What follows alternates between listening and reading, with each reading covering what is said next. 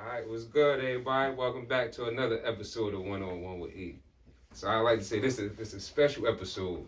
We got a special guest, man, and I don't really think he needs too much of an introduction. But here it go, man. The mayor, Brad J. Baraka, man. So Appreciate it, man. Thanks for having me on your show, man. You know, I got a lot of respect for you and what you're doing, man. You're doing an awesome job. I told you that when I saw you, man. I saw one of the interviews. I know people don't think I probably checked it out, but I saw it. Yeah. I watched it, and I thought it was great what you did, man. Thank you. So I guess usually I ask my guests who they are, but we know who you are. Right. So let's get to where you from. I was born and raised in Newark. You know, my entire life, my whole family. We've been here almost 100 years. Mm. You know, my grandmother and grandfather made their way here from the South. Okay. You know, in the second migration, looking for jobs. You know, my father's mother and father, my mother's father and mother, was a truck driver and a garment worker right here in the city of Newark. You know, so I grew up here all my life in the South Ward. Mm. You know, South Ward, baby, for real. Yeah, my entire life in the South Ward. First Clinton Hill, and now I live over in the Wheatwake section. But born and raised, hung out on Avon Avenue and 14th Street when I was a kid. Played pool in the pool hall on 11th Street in Avon. Okay. Yep. So I'm saying you was nice with the pool, or you was just? No, I was good. I mean, but you know, those guys, they was gambling back then. You know, They was some sharks. Yeah, they was on it. It was a pool hall with the pinball machines and stuff in the front, and you walk through in the back. There's a little candy store. Gotcha. And you know, we used to hang out in the candy store, go in the pool hall, and then when we finished, make our way up to Yusef Steak and Take on 14th Street.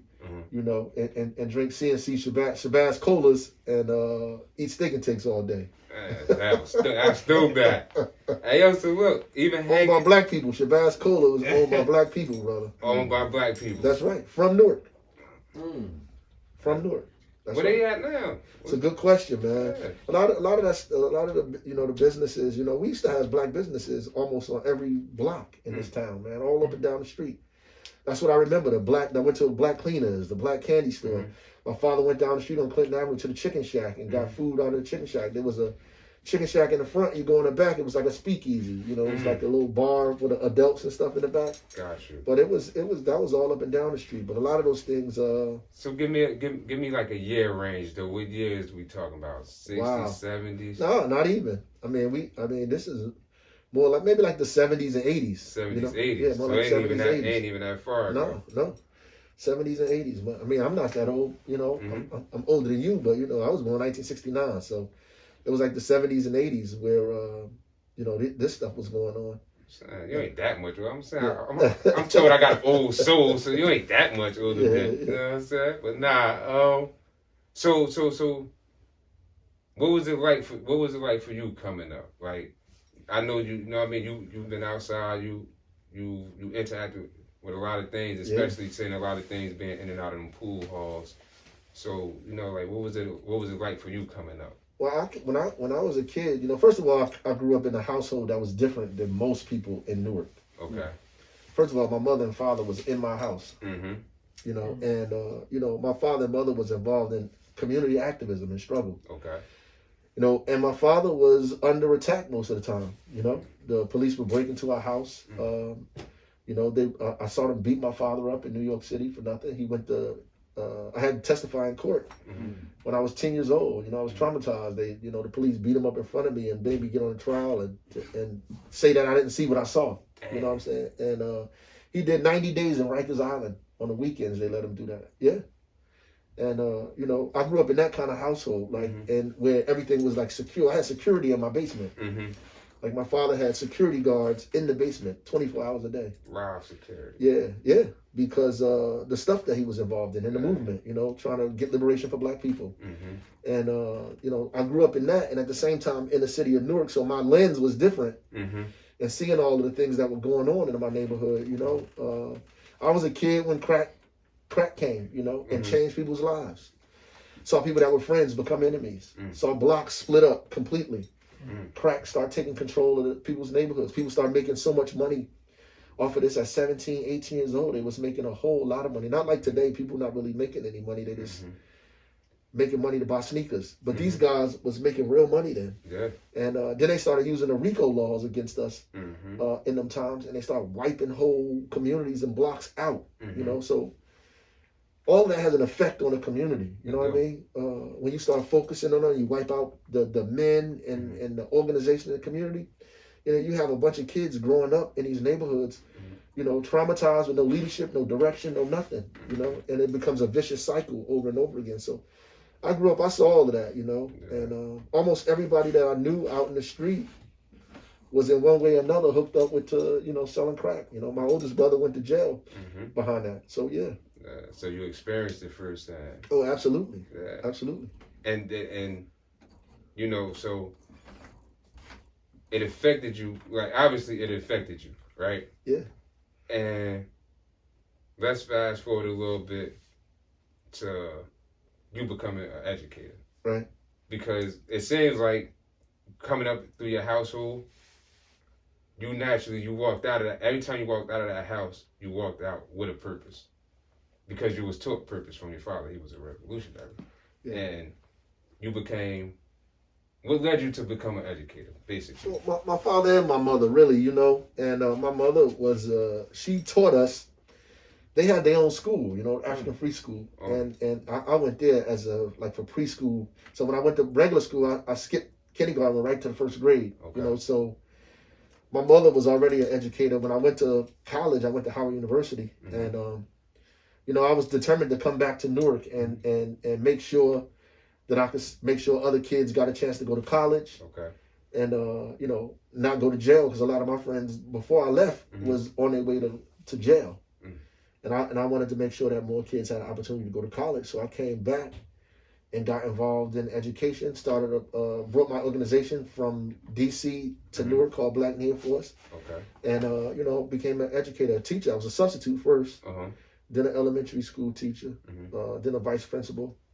And I made my way over the Weekway. Yeah. and that's why our paths crossed that. That's right. You know, and even going back there, right?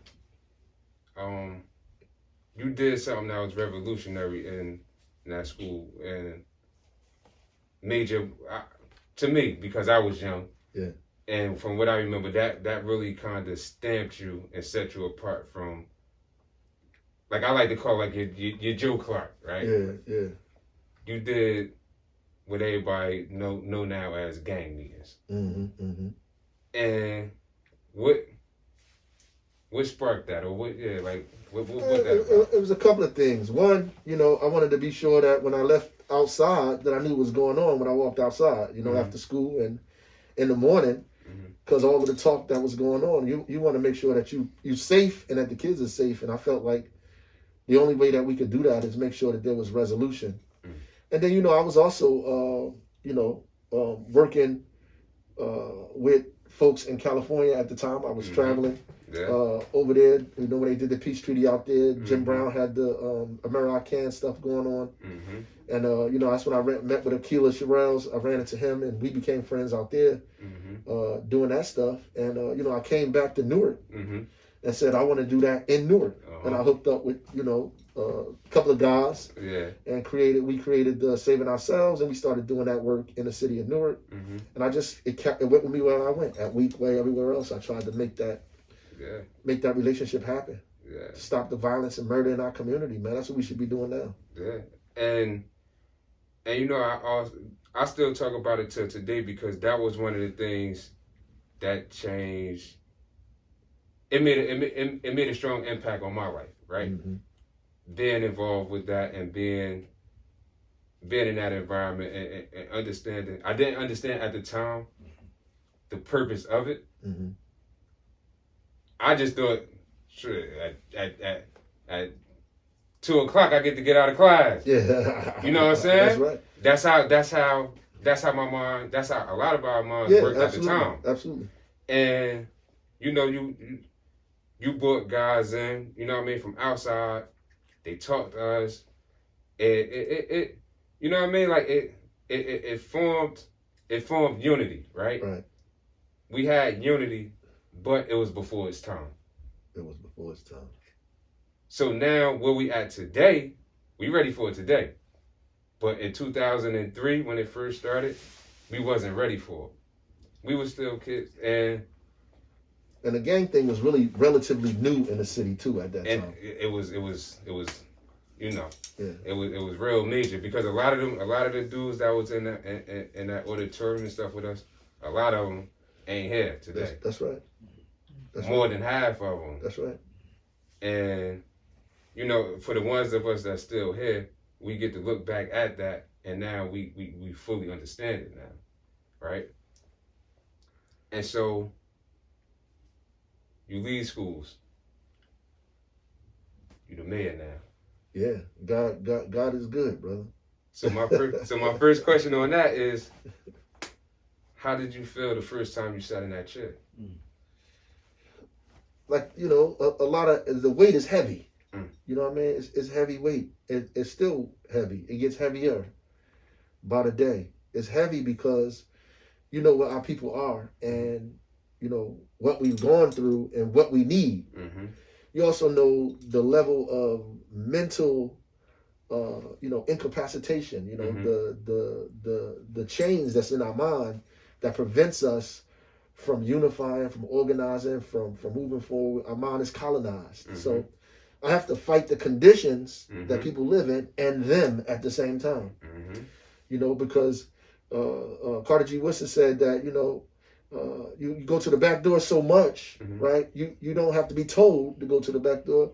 You'll go on your own. Mm-hmm. And if there's no back door, you'll create one mm-hmm. just so you can go through it. And so you're struggling with people to get rid of death in their mind, right? Mm-hmm. And some people don't, and like Harriet Tubman said, people don't, she could have freed more slaves if they actually knew they were slaves. Because mm-hmm. if you don't know you're a slave, then you ain't trying to be free. Mm-hmm. You think you're already free in a slave-like condition. Yeah. And that's what's happening out here. And so you're trying to help people who refuse to help, mm-hmm.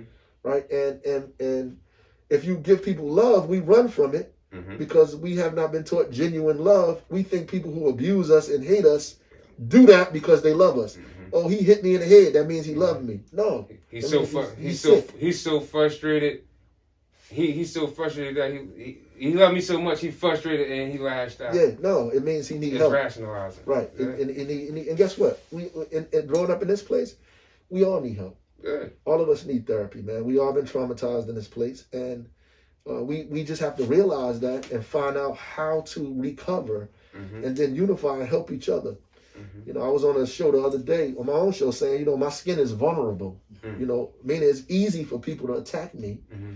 because of what I look like, you mm-hmm. know, of what I am. And they don't know that I wear the color of eternity on mm-hmm. my body, you know what I mean? But we've been taught that it's something different. Mm-hmm. So they hateful of it. And so it's easy to punch me. It's easy to attack me. Yeah. It's easy to do these kinds of things. And I have to take it, you know what I mean? I take it, endure it. Because I know where we at mentally, and I try to push us forward, mm-hmm. you know, as much as we possibly can. But that's where we are, man. And yeah. if you can't deal with our people, then it's difficult to lead them. Yeah, and you know, like we talk about like a lot of punishment that you take or a lot of hits that you take, right? Yeah. Like from sitting from that seat, and like, what's really your response to when you hear things like, okay, calling out the addresses on social media. Yeah. You know what I'm saying? So what was that about? Like for those who don't understand what you're doing when you're using these type of tactics, like you know, whether it be the address thing, or I seen you got backlash for the towing of the cars a day or two before the Thanksgiving.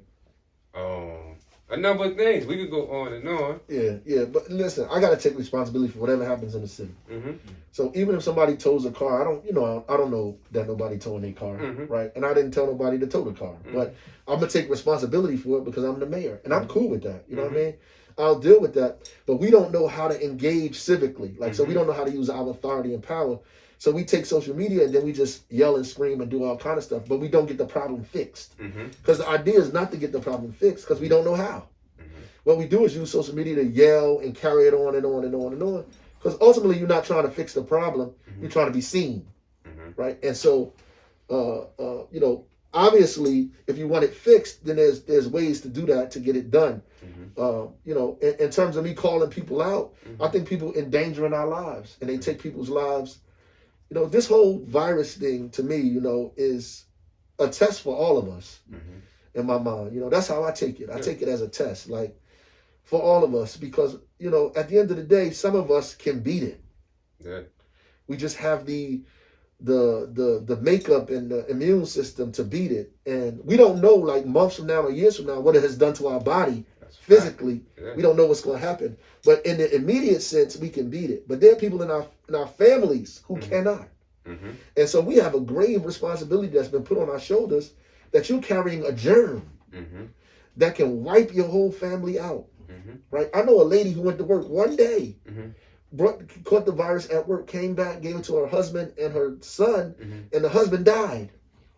You understand? So all from one day. One day, right? So at the end of the day, we have to me, it's serious, like, because I've lost people. I know people who have it today who are struggling with it, you know, and I watch elected officials get tested 2 and 3 times a week. But they're not out here telling people what to do or how extreme it is. But every week they come in. I just got tested. Super precautions. They're getting tested 2 or 3 times a week. They got masks on. They ain't going to this event. They ain't going to that event. They telling people before you come, you need to take your temperature, all this stuff. Everything. But they're not telling everybody else to do that. You know, they letting everybody else just go out there and do whatever they want to do. It's like because they have information that the general population don't have. And not for and that's why a lot of our people distrust systems, government systems, right? That's why they have a distrust for you at some times. They should. You know what I'm saying? He not for us. He not with us. He might be sitting on information like that and not bringing this forth to us. Yeah, you're right. But I'm not. So I'm gonna tell you, because my family and my friends. My family and my friends live here. Like, this is my neighborhood, my community. Like, my friends and my family, my people that are real close to me are in these communities. And they're affected by everything that happens here, affects my family immediately. You know, so it's not like, I don't catch a bus to another city when this place is done. Like, I don't get on a plane and fly to Atlanta. I live here. And people could see me in these neighborhoods. So at the end of the day, I eat in this community. I shop in this community. You know, so it is what it is. And so I have to make sure that the community is safe. My nieces, my nephews, everybody here. And and I started laughing because I instantly thought of Atlanta when you said Atlanta. Yeah. All you people that went down to Atlanta to have a jamboree, you caught some backlash with that as well? Like, not really. I mean, you know, to me, none of that stuff is really backlash. You know what I'm saying? It's just a reaction. For every action, there's a reaction. People react. There are a lot of people who are silent, who know, who you see, who appreciate you taking control of a situation because they know the situation can get out of control. That's like school. Like, it could be chaos in school, and the people who run in the mouth are the people who like the chaos. Exactly. But then you walk in the hall, and somebody will come to you and be like, B-Rock, man, I appreciate that you did that, to pull you aside, because they're afraid to say, because they don't want to get caught up in the chaos when people start inboxing them, calling them names, hitting them with stuff, and acting crazy. They support you in private, right, but not in public. Or they're big it up in private, but not in public. Yeah, because they don't want to be a target. Exactly. And it's okay, but that's why I took somebody got to be in charge in leadership, because I got to take the blows for them. You got to. I got to take the blows for them. So there are a lot of family. You know, people who hit me and be like, yo, you know, how I know they going to Atlanta? They sent it to you, like you said. Everybody sent it to you. They be like, you better be careful, man. Everybody going to Atlanta, sending me videos. These are people who are scared to tell their own friends and family, don't do that because it ain't right. They want me to do it, and I'm going to do it because that's what I'm supposed to do. So I'm going to do it. I'm going to tell you, no, you're not supposed to do that. Or if you do that, take precautions. That's really what it is. If you're going to go down there, you made a decision on your own to do something, have some consideration for the family. That's right. When you come back home, make sure you get tested and you cool before you start hanging around with other people. And that's all you're saying with that. It's only right, though. It's only right. Only right. It's only right that you do that. And I want to get back to our good friend, you know what I mean, Akila Sherrills. Yeah. NCST. Yes, sir. How did that come about? How did that come about, and how is that going now? Well, we were doing that work. We was doing that work before Newark Community Street Team. I told you earlier we had a group called Saving Ourselves, and we probably had more traction then than we do now. Okay. And usually, money, titles, other things get in the way and create problems. But when we basically had nothing but our word, and we made our word our bond, and we got out in the street. We genuinely tried to bring these communities together. Yeah. We had dozens of all these sets, not just from Newark, East Orange and other places, come together and sign this peace document, and have meetings, regular meetings, and I was attacked for that, right? So, in fact, when I was running for mayor, they put it on the front page of the Star Ledger. I wrote Killer Reek a letter, and they was trying to say, "Oh, well, I support gang members. The mayor's in a gang and all this craziness." Yeah. Because I wrote Killer Reek a letter, and I'll do it again. And I wrote him a letter because I'm trying to create peace. Other people's motivation is not mine. That's right. Right? My motivation is to create peace. The police job is to arrest people when they do crime. I'm not the police. My job is to make sure crime doesn't happen. My job is to make sure we love each other, not murder and kill each other, so the police don't have to get involved.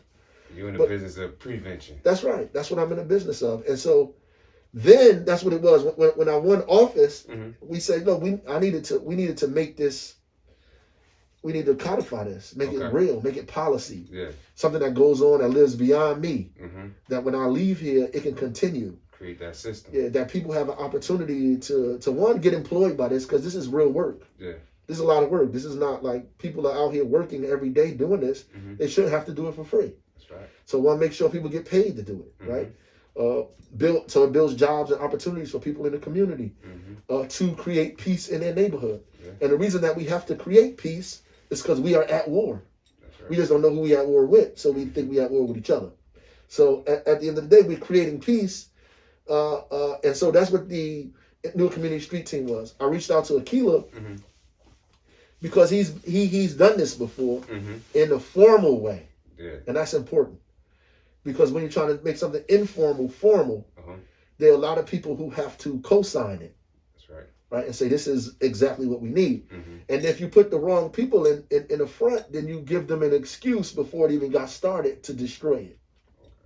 So he came in and helped us create a foundation for it, like a foundation in terms of the infrastructure for what we're doing, right? And so the Newark Community Street Team has got a lot of people in it now. There's other offshoots that actually started Newark Street Academy, Westworld Violence Reduction, all this Newark Anti-Violence Coalition. All of these things are created, and now we're trying to bring everybody together and create something called coordinated intervention, where we coordinate everything that we're doing in a way that we can, like a fist is more powerful than an open hand. That's right. Right. So that's basically what we're trying to do, and we haven't reached where we need to reach yet.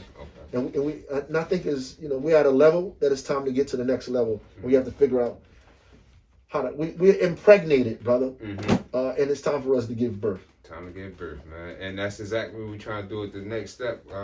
Myself and Brother Bug and Brother Minister Abdul Haq with a peace agreement coming along, right? And so my question for you would be, if you wasn't currently the mayor, what would you be doing right now? Raising my son. but I would be involved in the way that I could, man. I would be involved in the way that I could. We just have to make room for other people, just like the people made room for us. We all got a gift, and our gift makes room for us, right? The gift puts you in places you wouldn't be in without that gift, and that gift came from a higher power that gave us this gift to put us give us the opportunities to do the things that we're doing. Once we do what we're supposed to do or finish that phase, we have to create space for other people. That's what we have to do. So I can't do the same thing I was doing 20 years ago, because that means that I'm not. You ain't evolved. I haven't evolved. Absolutely, brother. I have to evolve and allow other people to come behind me and do these things. I don't want to be the mayor forever. I didn't take this job to do it forever. I'm not going to die as the mayor. You know what I mean? I'm not going to be 80 years old fighting with a 35-year-old person to run for mayor. That's not going to happen, right? I have to figure out what I need to do next in order to allow somebody to do this. And I'm not going to let it happen by happenstance, because that's what we do. We disappear and whatever happens, happens. It ain't got nothing to do with us. Then we in competition with the person that's there now. Trying to say, oh, I did this, he doing that, he doing this. No, that's not what we do. Yeah. My job is to set a place for them and help them as much as I can to further, even do better than what I did. That's what I'm supposed to do. And take care of my health. Yeah. and when we talked the other day, a former mayor gave you a piece of advice. Yes, sir. And would you like to share that piece of advice that he gave to you? Sure. Ken Gibson, I used to meet with him a lot just before he passed. Go to his house and sit with him and his wife. And he just told me that the job was difficult. He gave me very clear advice to take time for yourself. Basically, that's what he was saying, to take care of your health, your well-being, your emotional state. But he said, there's never going to be a year that you don't have trouble. That every year is going to be trouble. Every year. And that it's not going to be, and exactly, it's not going to be a year where these people don't try to get you. That's clearly what he was saying. Every year, they're going to come up with something to do you in, basically. And you have to be careful. You have to be careful who the people you're around. You have to be careful the food you eat, your emotional state of mind, your well-being, all of those things, because their job is to undermine you and destroy you. That's their job. Now, that's me adding on to that, but that's what I got out of it, right? Their job is to undermine. But that's what the devil does. Yeah. Rob, kill, and destroy, right? So his job is to destroy. So I'm not even angry that they're trying to do stuff to me. As a matter of fact, I couldn't be who I am if they didn't do that. This is what I expect from you. Exactly. They have to do that. Yeah. Resistance builds strength. Yeah. You know what I'm saying? When you're in the gym, the greater the resistance, the stronger you get. So that's how you can tell how powerful a person is, judge them by their enemies. That's right. You know what I mean? The enemies that they have can tell you how powerful this person is. That's why I don't spend a lot of time really getting upset by these guys doing all of the silly stuff that they're doing. Yeah. These guys don't know no better. They're having fun. They're young. They're coming up in the world. They don't have guidance, leadership. Some of them don't have no fathers, right? And we our community isn't solid, because if it was solid, even if you didn't have a father, everybody becomes your father. Exactly. All of the men. But we ain't there yet. So and it's like, you understand that. Yeah. So if you didn't understand that, you would act a different type of way. Oh, absolutely. I respond differently. Exactly. But you know that you don't only have to think for yourself, but sometimes you have to think for others. Yeah, and think about what your enemy is trying to do. Exactly. Your real enemy. Yeah. Because them brothers are not my enemies. Not at all. Not even close. I love those boys. Yeah. You understand what I'm saying? I mean, I wish them success. I told him, brother, I wish he make $1 million. Yeah. I want him to be successful. I want him and his family and everybody to come after them generations to be successful. That's right. And that's what I'm trying to do. Them people, our real enemies, feed off of our division. Yeah. And they create an atmosphere where we hurt one another, emotionally and then physically. Because that's what happens. Emotionally, then physically. Got us all dizzy. That's right. Then you bust you over. Then they bust you over the head. Yeah, I mean, we run around here talking about defund the police, and the people who are probably the greatest opponent of that is our own grandmothers and mothers. They don't. Why you say that? Because they're afraid of the people in their community. Because you guys are standing on the block. You don't even let them go to the store in peace. You don't take their bags. You don't say yes, ma'am. You don't say excuse me. I grew up in the era and when people even when they were smoking weed, they hadn't been smoking. They see somebody's mother, they put it down, throw it down, step on it, walk away, clear away. Watch out, watch out, watch out. How you doing, Miss Baraka? How's everything? You all right? Need me to help you with that? That don't exist. Our own children have turned against their own families and their own communities, and so. You want to know why the police coming to your block? Your grandmother called them on you. Because they can't even get down the street without you, without stepping over you, gambling in front of them. Yeah. And you don't even have a sense enough to pick the dice up and let her go by, finish, and then play again if you want. Or clean up in front of the place where you hanging out at. So don't tell me you love your community. This is my hood. You don't love your community because you don't treat your community that way. Yeah. And my thing is, like you just said, if you out there and you're amongst that, then you should be a gatekeeper for your community, right? Absolutely. That's your job. You should be out there servicing your community. That's your job. You know what I mean? Making sure the neighbors is good, making sure ain't no cars in there getting broken into, making sure nobody's coming around there robbing and stealing. That's right. Cleaning up. That's right. And that's once you go back to moving like that, police will ease up. For me personally, right? When I made the move and became a district leader, you know what I'm saying? Yes, sir. Yes, sir. Yeah, there we go. There go the energy. Yeah. Yes, sir. Oh man, when I made my little move, got in my chair. But I came home and I realized, like, okay, even though I was under the assumption, all right, I'm in a gang. Oh, I'm gang. This my hood. This, that, and third, right? But then when that same thing hit me, I don't control nothing in this neighborhood. Police control this neighborhood. You know what I'm saying? Like you said, the seniors could control this neighborhood. I don't control nothing. I think I'm tough because I'm ripping and running. We don't even have no leadership out here. So I took the reins of that, right? And I started to build a format. Now this is how we're gonna conduct ourselves, right? We're gonna do neighborhood cleanups. We're gonna do give backs. We're gonna make sure Ms. Johnson walking down the street, she's good. Right on. Even if she at least offer to carry her bags. Even if she say no, just offer it. That's right. It's 2:00 in the morning. We ain't gonna be out here all loud. We out here, we partying, but these people, they live here. That's right. So once all that started, opening up, it opened up, like it eased up the tension in the neighborhood, right? And it made it a lot more community, because now the people who lived there didn't feel like they were stuck there. They didn't feel like they was trapped there. That's right. People couldn't even come out on their porches because we was out there all day and all night. They couldn't even come out and sit on their porch and do whatever because they think, and then you leave garbage in front of their house. Exactly. You know what I'm saying? And clean up the garbage that you leave. And it all go back to what you said about, pretty much taking accountability for our actions out here. Yeah. Right? And yeah.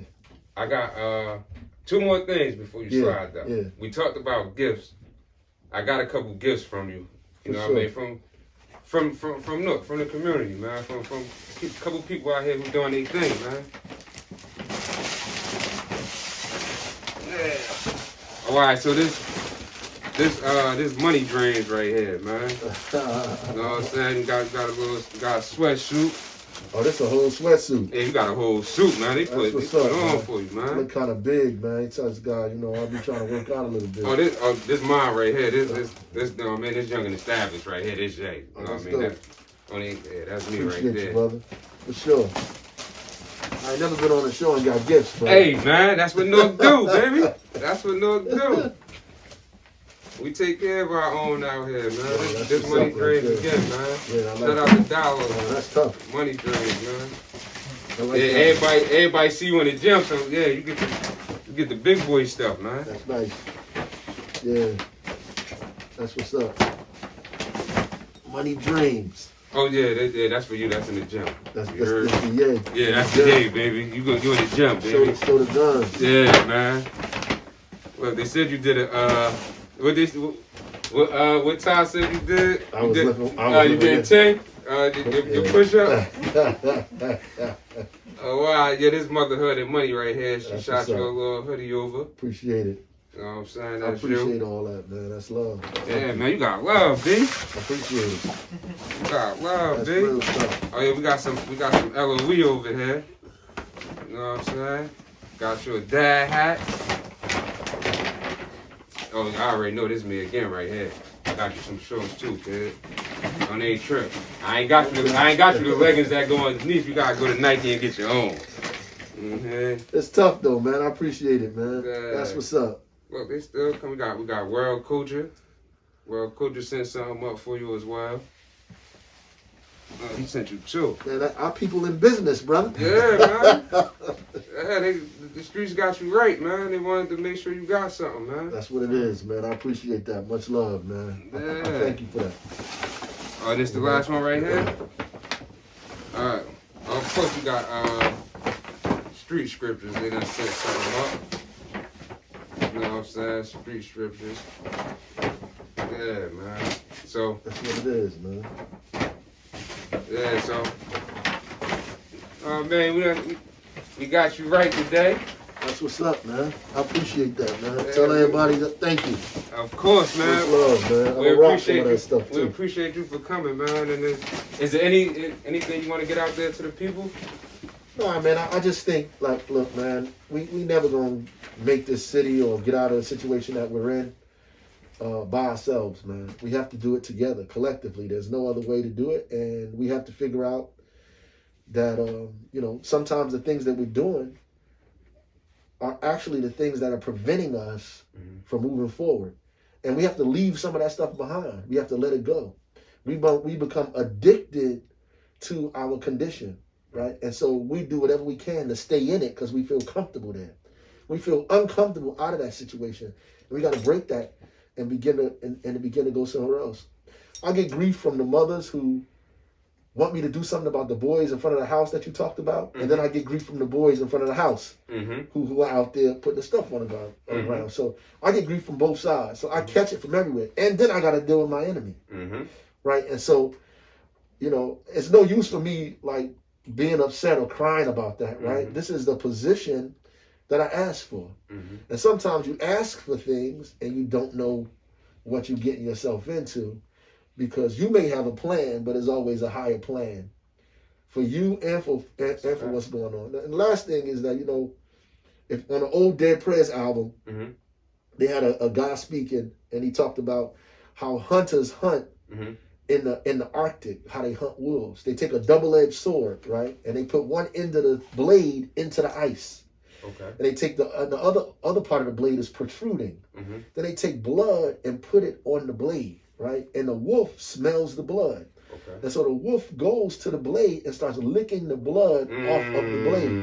And so as he licks, he cuts his own tongue. And when he thinks he's eating, and the more he eats, the more he kills himself. Right? So he dies from the very things he desires. Right? So they used his own appetite to kill him. Right? His own appetite to kill him. His own. So they starve us and put us in a condition of starvation, and then put these things in front of us, right? And then we go after these things, and the very things we go after are the things that are designed to kill us. The same thing we seeking salvation for is the same thing killing us. That's the same thing killing us, brother, 100,000%. And it's been going on for so long, man. I'm just trying to tell people, hey, man, it's a blade there. If you lick that, you're going to die. And they get angry with me because I'm telling them there's a blade there. And they see people dying from it. That's how worse it is. They see people dying from it, and they go lick it anyway. Yeah, but look. They angry at you because they not dying fast. No, that's the point. You're not supposed to. And but that's what's going over their head. It's like, yo, you licking the blade, but it's like, yo, so what? It ain't killing me. Right. Yeah, the 10th lick didn't kill you, but by the 90th, you're gonna be dead. You're gonna be dead. But and that's the purpose of it. Yeah. To rock you slowly. Yeah, they rock you to sleep. Yeah. And that's the thing. To get you slowly. So and even when we talk about, that's right. Like the calls that, like going back to NCST real quick, because that's the purpose that it's set for, right? It's guys hanging out on the corner over here.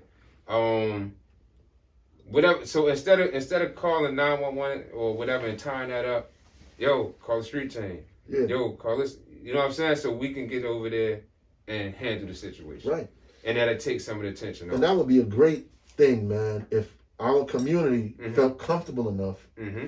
to call other people to come and Mhm. resolve a situation Mm-hmm. before it exacerbates to a level where you have to involve the police. Exactly. And that's really what defund is, at the base of it, Yeah. to use some of the resources. It's just to find that to all this money support don't these other- need to go over there. Yeah. It need to go over here and help these services over here. That's right. That's all it really means at the Yeah. basis of it. That's what it is. And it's possible. It's definitely possible. It's possible for it to happen. You know, we just gotta want it to happen. We gotta make it happen. That's it. And I appreciate you, brother. I appreciate You you already as well, know, man. Thanks for bringing me on here, man. You better than CBS. Man. Hey, man, you know what I'm saying? A little bit. But nah, thank you, though. You know, thank you for coming, man, and thank you for everything. And like I said again, thank you for even trusting me, you know what I mean, to handle this. And Yeah, man. you know what I mean? It made me feel good, man. I Yeah. knew you when you was a kid running around Weequahic High School, Yeah. brother. To see you doing this stuff, man, it makes me proud, brother. You plant seeds, you want to see them grow. Gonna see him grow, man. That's it, man. You're doing a great job. Stay at it, big bro. That's right, man. Yeah. Peace.